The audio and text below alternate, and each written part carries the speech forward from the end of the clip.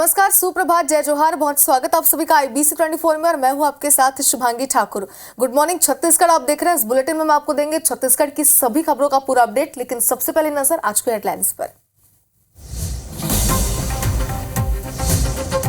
कोरबा के कुसमुंडा खदान में 6 अधिकारी बहे, 5 को सुरक्षित निकाला गया, एक लापता अधिकारी को खोजने रेस्क्यू अभियान जारी। अंबिकापुर में अवैध कब्जे पर चला प्रशासन का बुलडोजर, दुकानों और मकानों को किया गया जमींदोज, भारी संख्या में पुलिस बल रहे तैनात।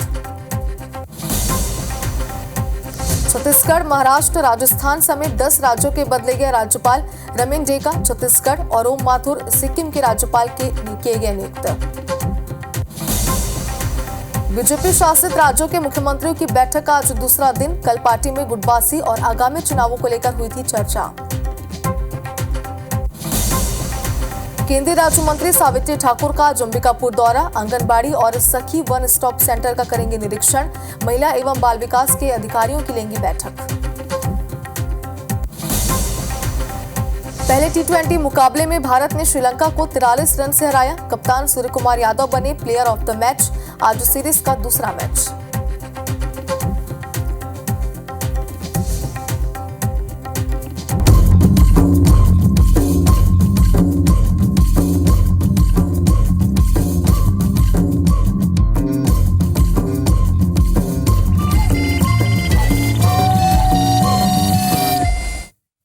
और हेडलाइंस के बाद बुलेटिन की शुरुआत करते हैं इस वक्त की बड़ी खबर के साथ। अंबिकापुर से आपको दिखाते हैं जहां अवैध कब्जा हटाया गया है। सुबह सुबह प्रशासन ने ये कार्रवाई की है, अवैध कब्जे पर बुलडोजर चलाया गया। राजस्व अधिकारी और नगर निगम का अमला इस दौरान मौजूद रहा। मौके पर भारी संख्या में पुलिस बल की तैनाती भी यहां पर की गई थी। तो अंबिकापुर से खबर आपको दिखा रहे हैं जहां सुबह से ही एक बड़ी कार्रवाई प्रशासन ने की है, अवैध कब्जे को हटाया गया, बुलडोजर की कार्रवाई की गई है, जिस दौरान तमाम जो अधिकारी थे प्रशासन के वो भी मौजूद रहे और इसी के साथ ही पुलिस बल की तैनाती भी यहाँ पर की गई। देखिए IBC 24 पर एक्सक्लूसिव ये वो तस्वीरें हैं मौके की जहाँ पर ये पूरी कार्रवाई की गई है। तो अवैध कब्जा यहाँ पर हटाया गया, जिसमें भारी संख्या में पुलिस बल की तैनाती इस वजह से की गई ताकि किसी प्रकार की हिंसा की स्थिति यहाँ पर न बने और प्रशासन अपनी कार्रवाई को आराम से यहाँ पर कर सके। तो तस्वीर आपकी टीवी स्क्रीन पर है, बुलडोजर की कार्रवाई जारी है। अवैध कब्जा था जिसे लेकर नोटिस भी जारी किया गया था। और ज्यादा जानकारी के लिए हमारे सहयोगी अभिषेक सोनी हमारे साथ जुड़ कर। अभिषेक, आपसे समझना चाहते हैं कौन सी ये जगह है जहां पर अवैध कब्जे को हटाया जा रहा है? क्या पहले नोटिस यहाँ पर दिया गया था जिसके बाद ये पूरी कार्रवाई की गई है? देखिए, ये जो नमना का इलाका है जहां पर करीब 70 डिसमिल जमीन जो है वो शासकीय थी और इस पर जो एक व्यावसायिक उपयोग किया जा रहा था और जो यहाँ पर जो जमीन के जो ऑनर हैं उनका कहना है कि उन्हें कल शाम को ही नोटिस दिया गया था और आज कार्रवाई की गई। वहीं दूसरी तरफ प्रशासन का ये कहना है कि करीब एक हफ्ते पहले यानी 23 तारीख को जो है उनको नोटिस दिया गया था और अतिक्रमण तोड़ने की कार्रवाई करने की बात कही गई थी। लेकिन जब आज सुबह करीब 100 से ज्यादा जो कर्मचारी हैं उसमें कोटवार हैं, पुलिस के लोग हैं, राजस्व के कर्मचारी हैं, नगर निगम का अमला है, तमाम जो अफसर हैं वो पहुंचे हुए थे और करीब 3 से 4 जो JCB है उसे लेकर ये कार्रवाई की जा रही है। फिलहाल यहाँ पर जो JCB है वो तोड़ने की कार्रवाई की जा रही है। जो अतिक्रमण था, जो होटल बनाया गया था उस पर बुलडोजर चला जा रहा है और जो सामान है उसे हटाने की कार्रवाई की जा रही है। तो कहा जा सकता है कि एक बड़ी कार्रवाई कही जा रही है कि जो अतिक्रमण के खिलाफ प्रशासन कर रहा है। वहीं दूसरी तरफ जो मालिक हैं जो यहाँ पर काबिज थे उनका कहना है कि प्रशासन ने कल शाम को ही नोटिस दिया था और उन्होंने मोहलत मांगी थी कि उन्हें सामान हटाने की मोहलत दी जाए, लेकिन मोहलत भी नहीं दी गई और इस तरह की कार्रवाई की जा रही है। चलिए अभिषेक, तो वहाँ के लोगों का कहना है कि नोटिस जारी करने के बाद मोहलत नहीं दी गई। फिलहाल बुलडोजर की कार्रवाई जारी है। बहुत बहुत शुक्रिया तमाम जानकारी के लिए। और अब जशपुर से आपको इस वक्त की बड़ी खबर दिखाते हैं जहां गैंगरेप के 2 आरोपी अरेस्ट हुए हैं। नाबालिग से गैंगरेप करने वाले 2 आरोपी गिरफ्तार हुए हैं। नाबालिग को स्कूटी पर बैठाकर ये आरोपी ले गए थे। आरोपियों ने जंगल में ले जाकर दुष्कर्म की वारदात को अंजाम दिया। आरोपियों ने नाबालिग का वीडियो बनाया था। कुनकुरी थाना क्षेत्र का ये पूरा मामला बताया जा रहा है। तो नाबालिग को स्कूटी पर बैठाकर ये आरोपी ले गए थे और जंगल में ले जाकर इस पूरी वारदात को अंजाम दिया गया था। बता दें कि जब इस मामले की शिकायत की गई जिसके बाद पुलिस ने मामले की जांच पड़ताल की और अब उन्हें गिरफ्तार कर लिया गया। तो एक बड़ी कार्रवाई भी यहां पर की गई है। आरोपियों ने नाबालिग के साथ इस वारदात को अंजाम दिया था। कुनकुरी थाना क्षेत्र का मामला है। और अब खबर कोरबा से है, जहां एससीएल में हादसों का सिलसिला लगातार जारी है। इस बार कुसमुंडा खदान के एक हिस्से में पानी का सैलाब आ गया, जिसमें 6 लोग बह गए थे। इनमें से 5 को बचा लिया गया, जबकि माइनिंग के असिस्टेंट मैनेजर बीती रात से लापता है। कर्मचारी बारिश के बाद बचने के लिए एक गुमटी में छुपे हुए थे। वहीं रेस्क्यू ऑपरेशन चलाकर लापता अधिकारी की तलाश की जा रही है। शनिवार की दोपहर हुए मूसलाधार बारिश से एक बार फिर कुसमुंडा खदान में बड़ा हादसा हुआ है। बताया जा रहा है कि ये घटना कुसमुंडा खदान की गोदावरी फेज की है और आज दोपहर 2 बजे के बाद 3 घंटे तक लगातार बारिश हुई है, जिससे खदान में जलभराव की स्थिति को देखते हुए एससीएल के अंडर मैनेजर जितेंद्र नागर अन्य सहकर्मियों के साथ खदान का निरीक्षण करने पहुंचे।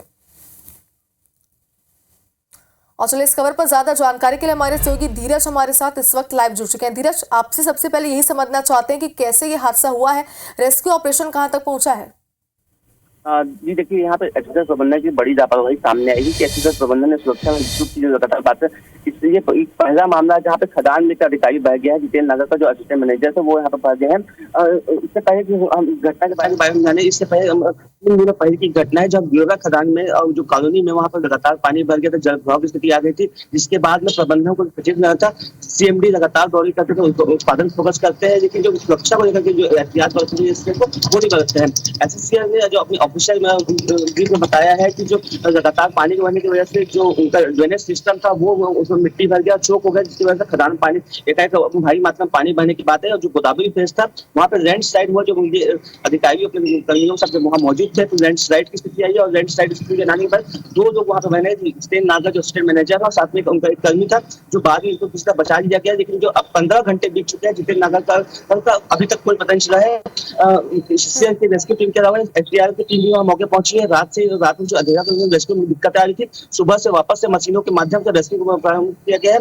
लेकिन 15 घंटे बीतने के बाद में अधिकारी का नहीं मिलना किसी अनहोनी की आशंका को बढ़ावा देता है और साफ तौर पर यहाँ पे एक्सीडेंट की चूक मानी जा रही है। और जिस तरह से अभी कोई ग्रामीण के साथ ये हादसा नहीं हो, कोई स्थानीय से हादसा नहीं हो, वरना ये बड़े हंगामे की स्थिति बनती है। लेकिन फिर भी एक बड़ा मामला है जहाँ पे खदान के अंदर कोई अधिकारी कर्मचारी यहाँ पे बह जाता है और उसके बाद में उसको निकालने की कवायद 15 घंटे की जा रही है, लेकिन अब तक उसको कुछ पता नहीं चल सका है।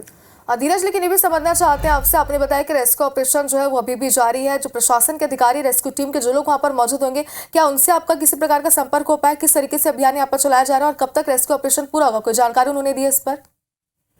देखिए वहाँ पे जो क्षेत्र है गोदावरी फेस, जो वो अभी हाल फिलहाल में तैयार किया फेस हुआ और उसको तैयार किया जा रहा है, तो वहाँ मिट्टी का बहाव काफी जा रहा है और उसमें फिसलन भरी मिट्टी है, जिसकी वजह से बारिश में जो लगातार बारिश हुई है और पानी भर गया है, तो वहाँ दलदल की स्थिति बन गई है। जिसके बाद जो मशीनें हैं वो भी पूरी क्षमता से काम नहीं कर पाएगी। तो धीरे धीरे जो रेस्क्यू ऑपरेशन उसको बढ़ाया जा रहा है, मशीनों के माध्यम से रेस्क्यू कर करके मिट्टी को हटाकर देखा जा रहा है। जो पानी का जहाँ अंतिम जल भराव था वहाँ पे भी पहुंचने की कोशिश की जा रही है रेस्क्यू टीम के द्वारा कि वहाँ पहुंच करके अधिकारी कुछ पता चल सके। लेकिन चूंकि इतना लंबा समय बीत चुका है, अब 15 घंटे से अधिक का समय बीत चुका है और अभी तक अधिकारी पता नहीं चला है, जिसकी वजह से मन में एक आशंका बनी हुई है कि कोई अनहोनी ना हो जाए कुछ।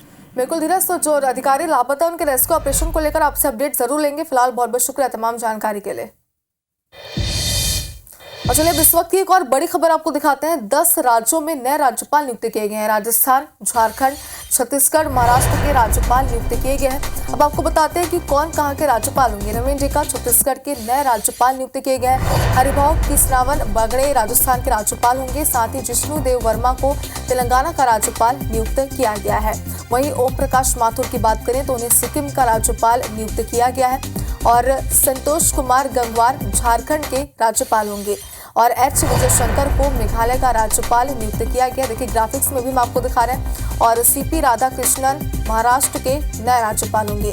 वहीं लक्ष्मण प्रसाद आचार्य को असम का राज्यपाल नियुक्त किया गया है। आगे अगर बात करें, लक्ष्मण प्रसाद आचार्य को मणिपुर का राज्यपाल अतिरिक्त प्रभार यहाँ पर उन्हें सौंपा गया है। गुलाब चंद कटारिया को पंजाब का राज्यपाल नियुक्त किया गया है। वहीं आपको बता दें कि केंद्र शासित प्रदेश यानी कि चंडीगढ़ का प्रशासक भी नियुक्त किया गया है।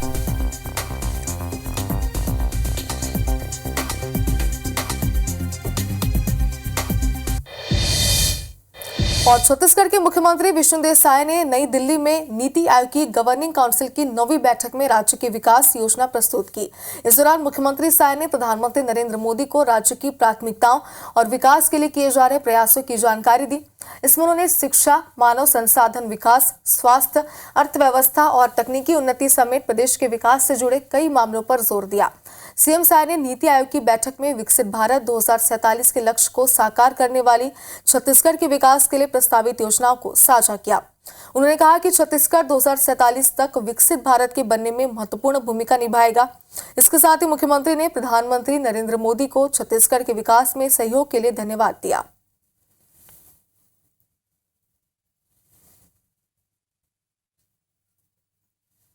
तो आपको बता दें कि सीएम साय ने छत्तीसगढ़ के विकास की यहाँ पर बात की है और साथ उन्होंने देश के प्रधानमंत्री नरेंद्र मोदी को धन्यवाद भी दिया छत्तीसगढ़ में विकास में सहयोग देने के लिए। तो कौन कौन सी बातें उन्होंने यहाँ पर रखी है, कौन कौन से प्रदेश के विकास को लेकर उन्होंने बात यहाँ पर की है, वो भी आपको दिखा रहे हैं ग्राफिक्स के जरिए।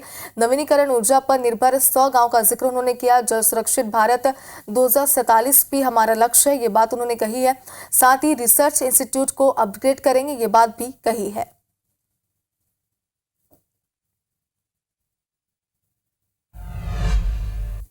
और अब अंबिकापुर से आपको बड़ी खबर दिखाते हैं, जहां केंद्रीय राज्य मंत्री का आज अंबिकापुर दौरा है। केंद्रीय राज्य मंत्री सावित्री ठाकुर आज अंबिकापुर आएंगी।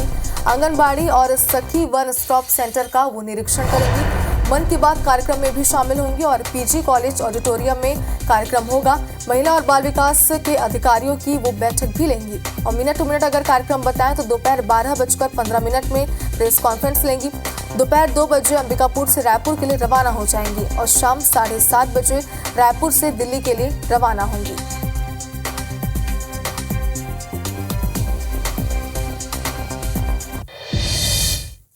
इसी बीच एक और बड़ी खबर आपको राजधानी से दिखाते हैं, जहां पर मंत्री ने व्यवस्था सुधारने के निर्देश दिए हैं। दरअसल प्रदेश के ईएसआईसी अस्पतालों की व्यवस्था सुधारने के निर्देश दिए गए हैं। केंद्रीय श्रम मंत्री डॉक्टर मनसुख मांडविया ने इसके निर्देश दिए हैं। राज्य के रायगढ़, कोरबा, भिलाई और रायपुर में ईएसआईसी अस्पताल संचालित है। लारा और खरसिया में ईएसआईसी अस्पताल शुरू करने की घोषणा भी साथ उन्होंने यहाँ पर की है।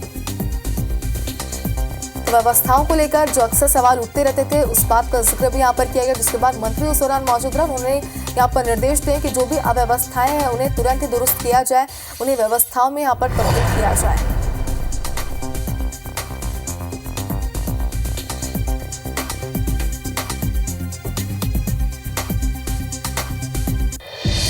और अब केशकाल से आपको बड़ी खबर दिखाते हैं, जहां नरकंकाल मिलने का ये पूरा मामला है, जिसमें कुल्हाड़ गांव जंगल में नरकंकाल मिला है।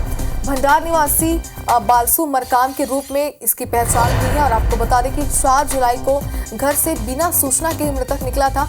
कपड़ों के आधार पर परिजनों ने पहचान की है। मामले की जांच में फरसगांव पुलिस जुट गई है। तो बड़ी खबर इस वक्त आपको दिखा रहे हैं। और आपको बता दें कि जो नरकंकाल मिला था उसकी पहचान यहाँ पर हो गई। कपड़ों के आधार पर परिजनों ने पहचान की है। बताया जा रहा है कि जो मृतक था वह बिना किसी को बताए, बिना किसी को कोई जानकारी दे घर से निकल गया था 4 जुलाई को। और उसके बाद इस पूरे मामले की जांच पड़ताल जारी थी और अब कपड़ों के आधार पर परिजनों ने पहचान की है। फिलहाल मामले की जांच में पुलिस जुट गई है।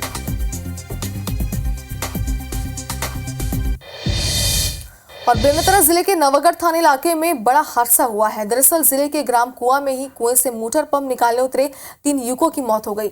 हादसा तब हुआ जब कुएं में पहले से 2 युवक उतरे हुए थे। कुएं से जहरीली गैस रिसाव होने से वो दोनों बेहोश हो गए। उन दोनों को बचाने उतरे तीसरे युवक भी जहरीली गैस की चपेट में आ गया। उसने भी दम तोड़ दिया। घटना में 3 लोगों की मौत से गांव में हड़कंप मचा हुआ है। मौके पर जिला प्रशासन और पुलिस की टीम पहुंची और कड़ी मशक्कत के बाद तीनों युवकों का शव निकाला है। इस घटना को लेकर सीएम विष्णुदेव साय ने भी सोशल मीडिया प्लेटफॉर्म एक्स पर पोस्ट कर दुख जताया।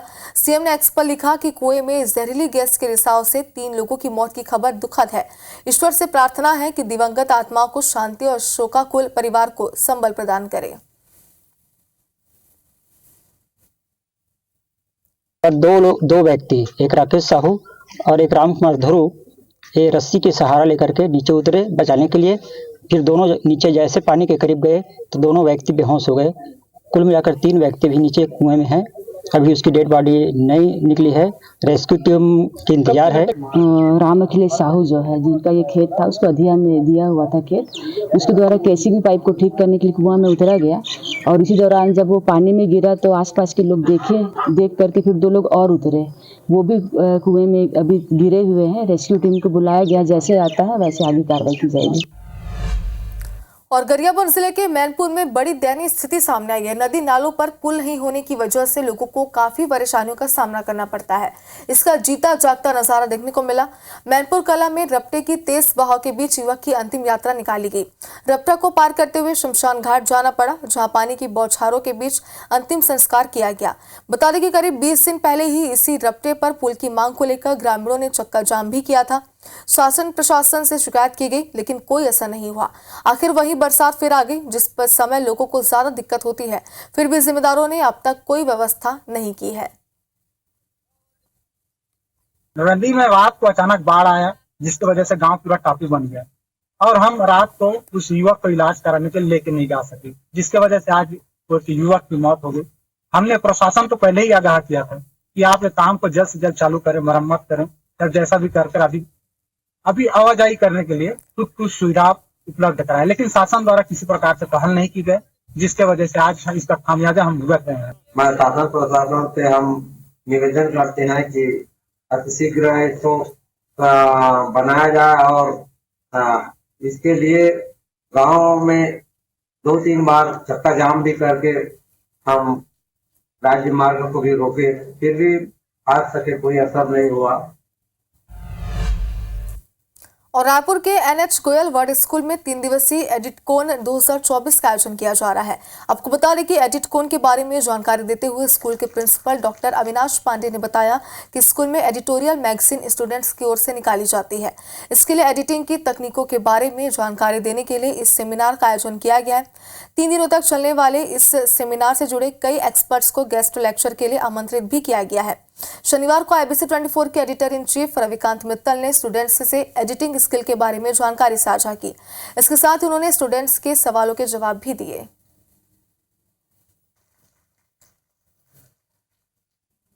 Editing is the process of refining your ideas, clarifying your thoughts and strengthening your writing. NH Goyal world school ने 3 डेज़ का एक कॉन्फ्रेंस रखा है। बहुत ही रेप्यूटेड जो स्पीकर्स हैं जर्नलिज्म एरिया के, वो सब इसमें शिरकत दे रहे हैं और उनके प्रेजेंस में बच्चे सीखना चाहेंगे बिल्कुल कि हम और इस एरिया में आगे कैसे बढ़ सकें।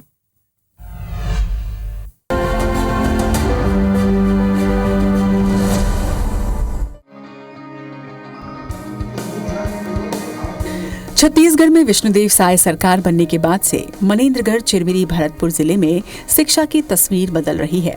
साय सरकार संवेदनशील होकर शिक्षा और इंफ्रास्ट्रक्चर पर काम कर रही है, जिससे स्कूलों की हालत में लगातार सुधार हो रहा है।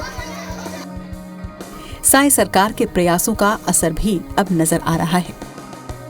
सरकारी स्कूलों के बच्चे मेरिट सूची में अपनी जगह बना रहे हैं। जिले में शासकीय उच्चतर माध्यमिक विद्यालय हल्दीबाड़ी के 12वीं के छात्र राहुल दीक्षित ने 91.4% अंक लाकर जिले में टॉप किया है।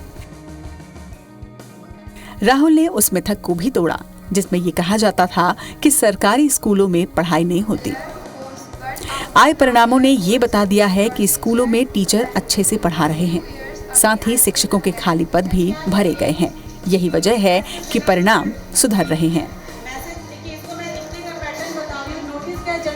ये बच्चा शुरू से ही मेधावी बच्चा रहा है और बहुत अच्छी तरीके से इन्होंने अध्यापन किया। इसकी लिखावट बहुत सुंदर थी, विषय के प्रति बहुत पकड़ था और जब रिजल्ट आया तो हम लोग अप्रत्याशित थे, क्योंकि उतना भी मतलब और ज़्यादा हम चाहते थे कि वो कम से कम राज्य स्तर पर आए। यहाँ पे जब पढ़ाई अच्छी होती है तो पढ़ाई पर आकर्षित होते हैं और भी मतलब जो पेरेंट्स हैं यहाँ के लोकल जो हैं यहाँ पे मतलब अपने बच्चे को यहाँ एडमिशन कराएंगे। मनेन्द्रगढ़ के वार्ड 9 के सरोवर मार्ग में स्थित प्राथमिक शाला ऐसा स्कूल है जिसने नवाचार से अपनी अलग पहचान बनाई है। यहाँ शिक्षकों ने स्कूल को निजी स्कूलों की तरह संचालित करने का काम किया है। क्वालिटी एजुकेशन की वजह से हर साल यहाँ बच्चों की संख्या बढ़ रही है। इस विद्यालय के पास चलने वाले निजी स्कूलों से नाम कटवाकर अब बच्चे सरकारी स्कूल में पढ़ने आ रहे हैं।